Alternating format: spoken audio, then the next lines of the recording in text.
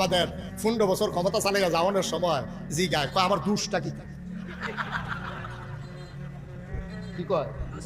আমার দুষ্টা কি থা আমি কই দুষ বিচারে পান না খাইবেন কেমনে আপনার তো এত দুষ করছে আপনার গুণ আর দেখা যায় খালি দুষ আর দুষ দেখা যায় ঠিক কিনা কম